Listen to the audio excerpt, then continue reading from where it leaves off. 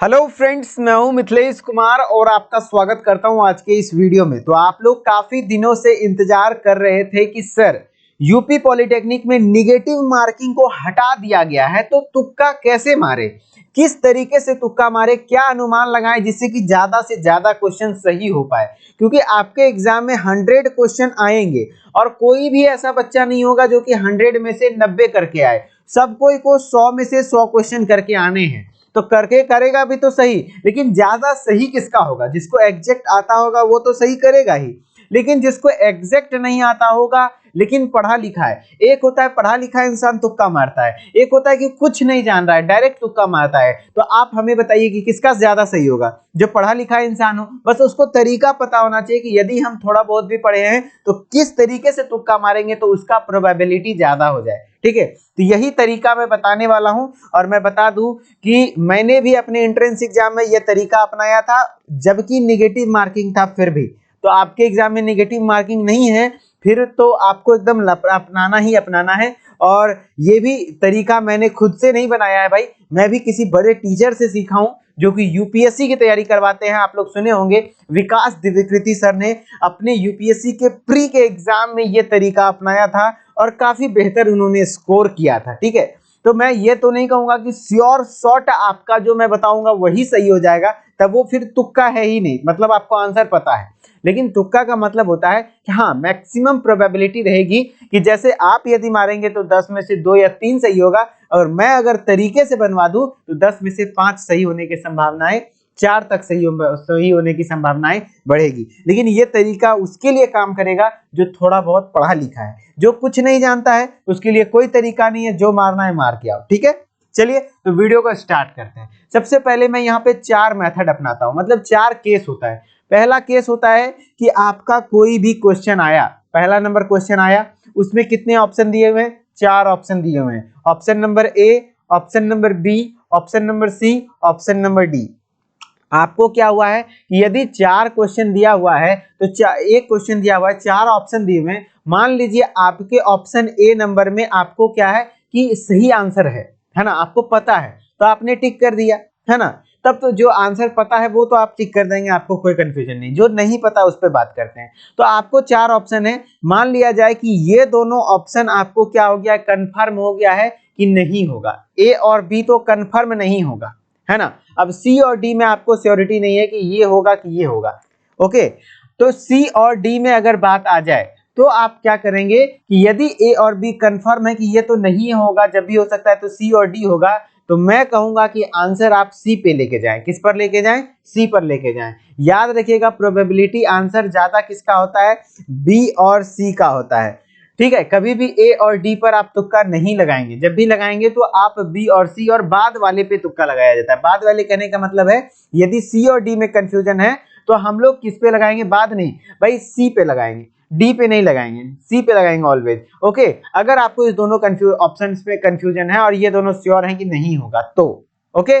अब बात कर लेते हैं कि यदि डी में ऑप्शन ऑल ऑफ दीज है, ऑल ऑफ दीज है या फिर नन ऑफ दीज है, तो आप गलती से भी नन ऑफ दीज को टिक करेंगे नहीं, या फिर ऑल ऑफ दीज को टिक नहीं करेंगे। ओके, नन आंसर बहुत कम होता है, तो नन तो कभी भी आप तुक्का में टिक नहीं करेंगे। ऑल ऑफ दीज हो भी सकता है, लेकिन ऑल ऑफ दीज पे भी आप चांस न ले, सीधा ले ले सी नंबर ऑप्शन। ठीक है, जब 2 ऑप्शन आपको पता हो ऊपर वाला। लेकिन अब कंडीशन ये आ जाती है कि क्वेश्चन ये है आपका कुछ भी और 4 ऑप्शन है, ऑप्शन नंबर ए, बी, सी और डी। अब बात करते हैं कि आप सी और डी में कंफर्म है कि ये दोनों ऑप्शन तो नहीं होगा, लेकिन आपको ए और बी में पता लग रहा है कि कोई दोनों होगा, तो आप किसको लेंगे? तो ए को बिल्कुल भी नहीं लेंगे, तब आप किसको लेंगे? बी को लेंगे, है ना। तो मैं क्या बताया, सी और डी में यदि आपको कंफ्यूजन लगे तो आप किसको लेंगे? सी को लेंगे, ऊपर वाले को, सी को। तो ऑलवेज बी या सी पर खेलना है, समझ रहे हैं ना, क्योंकि बी और सी के क्वेश्चन का फ्रीक्वेंसी, आंसर का फ्रीक्वेंसी ज्यादा होता है यदि आप भी गौर करेंगे तो। और ऊपर वाली बात करें तो ए और बी में भी आपका क्या हो जाएगा? बी पर आंसर ज्यादा जाना चाहिए। ठीक है, अब बात कर लेते हैं कि 4 ऑप्शन है, ए, बी, सी और डी। अब हमको बी और सी में ही कंफर्म है कि ये दोनों तो होगा ही नहीं होगा। ए और डी पे बात करेंगे तो तब आप आंसर डी पे चले जाइए, तब आप आंसर किस पे चले जाएंगे? डी पर चले जाएंगे, ना कि ए पर। ओके, डी पर आंसर खेलेंगे। क्यों? क्योंकि हम लोगों का मतलब माइंडसेट परीक्षक का यही होता है कि सारे ऑप्शंस आपको पढ़वाए जाए, है ना। तो ये नहीं मतलब है कि 100% डी ही आंसर होगा, लेकिन ए से ज्यादा संभावना डी का होने का है, बशर्ते डी में नन ऑफ दीज आंसर नहीं होना चाहिए, ऑल ऑफ दीज ऑप्शन नहीं होना चाहिए। यदि नन ऑफ दीज या ऑल ऑफ दीज है तब आप ए पर टिक कर ले। 4 चीजें बताया मैंने। पहला क्या कि यदि आप मान लीजिए यहाँ पे A option, B option, C option और डी ऑप्शन, यदि आपको ए और बी कंफर्म है कि नहीं होगा तो सी और डी में कौन सा होगा आंसर? सी। अगर आपको ये 4 ऑप्शन, ये पहला कंडीशन था। अब दूसरा कंडीशन देख लीजिए, एक जगह रिवाइज करिए, ए बी सी और डी। आपको अब क्या करना है कि सी और डी में कंफर्म है कि अब नहीं होगा ये दोनों, तो अब ये दोनों में क्या लेंगे आंसर? बी ले लेंगे। ठीक है, अब बात कर लेते हैं ऑप्शन नंबर थर्ड चांस है ये कि आपको ए और डी कंफर्म पता है, बी और सी ही कंफर्म पता है कि नहीं होगा, तो ए और डी में किसको लेंगे? तो आंसर डी लेंगे, जबकि क्या होना चाहिए? नन ऑप्शन नहीं होना चाहिए। अगर नन है तब ए ले लेंगे। ठीक है, ये 4 कंडीशन हो गया। अब बात कर लेते हैं कि अब आपको कुछ भी नहीं पता चल रहा है, कुछ भी नहीं पता चल रहा है कि हमको क्या होगा आंसर, तब आप क्या करेंगे कि आप पहले पूरा पेपर अटेम्प्ट करिए। पूरा पेपर अटेम्प्ट करने के बाद आप देखिए कि किस ऑप्शन पे ज्यादा चल रहा है, या तो बी या तो सी में आप देखिए किस ऑप्शन का ज्यादा फ्रीक्वेंसी है आपके एग्जाम में, कि बी का ज्यादा आंसर चल रहा है या सी का आंसर ज्यादा चल रहा है। तो जिसका आंसर ज्यादा चल रहा है 1 बाय 1, अगर 20 क्वेश्चन आपका बचा हुआ है तो 20 में आप सी कलर कर दीजिए। ओके, कभी भी ऐसा नहीं करेंगे कि एगो में ए, एगो में बी, एगो में सी, एगो में डी, नहीं। जब भी करेंगे तो सब में सी सी सी सी भर के आ जाइए, सबसे ज्यादा बेहतर रहता है। ठीक है, तो सी का फ्रीक्वेंसी भी ज्यादा होता है। अगर ए बी सी डी अलग अलग भरेंगे तो बहुत कम चांसेस सही होने के। ठीक है, मान लीजिए आपको फिजिक्स का आपका वीक है, केमिस्ट्री वीक है, 25 क्वेश्चन में आपको मुश्किल से 5 क्वेश्चन आपने बना लिए, 25 में से 5 क्वेश्चन बना लिए, बचा है 20 क्वेश्चन, 20 क्वेश्चन में 5 क्वेश्चन सही करना है, तो मैं आपको श्योर शॉट दे सकता हूं कि यदि 20 में से आप 20 में यदि 5 में बी, 5 में सी, 5 गो में बी, 5 गो में सी करके आ जाएंगे, माना कि 5 गो बी रंग दीजिए, फिर 5 गो सी रंग दीजिए, फिर 5 गो बी रंग दीजिए, फिर 5 गो सी रंग दीजिए। अगर इस तरीके से आप करके भी आ जाएंगे ना, तो मैं श्योर दे सकता हूं कि 20 में से 5 कंफर्म सही होगा, 5 प्लस ही सही हो सकता है। ठीक है, तो 5 5 10 क्वेश्चन सही हो गया फिजिक्स।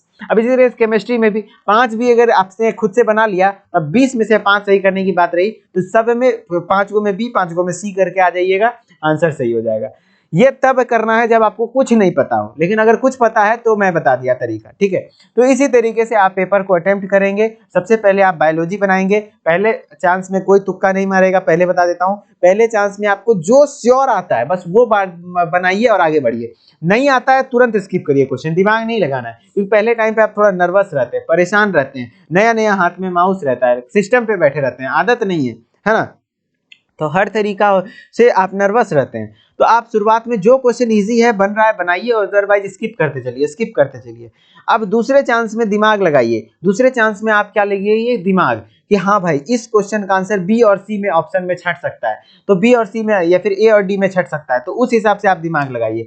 फिर दूसरे चांस कम हो गया, लास्ट में 15 मिनट आप समय बचा के रखिए, और जब लगे कि नहीं अब कोई उपाय नहीं है, तो सब में जितना भी बचा हुआ है B B B B C C C C भर के आ जाए, 5 बी 5 सी, 5 बी 5 सी, एकदम सीक्वेंस में, है ना। ऐसा हो कि मान लीजिए 1 क्वेश्चन, 2 क्वेश्चन, 3 क्वेश्चन, 4 क्वेश्चन, आपका 2 3 बन गया है, 1 3 नहीं है, तो 1 2 में लगातार सी सी भर दीजिए। ऐसा नहीं, 5 को लगातार सी भरिए, 5 को लगातार बी भरिए, ऐसा कीजिएगा। ठीक है, तो इस तरीके से आपका सीक्वेंस अच्छा रहेगा। ऐसा नहीं कि लगातार के चक्कर में जो आंसर आ रहा है उसमें भी सी भर दिए, नहीं, जो आंसर आ रहा है उसको स्किप करके फिर सी गिनना है। इस तरीके से आप यदि पेपर अटेम्प्ट करेंगे, आपके पेपर में मार्क्स ज्यादा होने का संभावना रहेगा। सबसे पहले बायोलॉजी, उसके बाद फिजिक्स, उसके बाद या फिर केमिस्ट्री या फिजिक्स आप अटेम्प्ट करिए, और ऑलवेज टाइम का ध्यान रखिएगा कि पहले टाइम के बाद आपको कम से कम आधे घंटे समय बचे, तो पहले बार पेपर देखने के बाद उसके बाद आपको कम से कम 15 मिनट का समय बचे, ताकि लास्ट 15 मिनट में आप तुक्का लगा सके। ठीक है, तो ये तरीका आप पेपर अगर अपनाएंगे तो पेपर आपका बहुत अच्छा जाएगा, और आई होप कि आपके मार्क्स बहुत अच्छे आएंगे और सभी को अपना अपना ड्रीम कॉलेज मिलेगा। ठीक है, तो चलिए वीडियो अच्छी लगी तो वीडियो को लाइक कर लीजिए, और बेस्ट ऑफ लक, बहुत अच्छे से पढ़िएगा आप लोग, बहुत अच्छे से एग्जाम दीजिएगा, कोई दिक्कत नहीं है, पढ़ने वाली कोई बात नहीं रही, मस्ती से रहिए। हो सके तो आज शाम में आपको एक टॉप 50 MCQ का क्लास मिल जाएगा, ठीक है, उसको देख लीजिएगा। ओके, तो चलिए मिलते हैं नेक्स्ट वीडियो में, तब तक के लिए धन्यवाद। Okay, bye bye.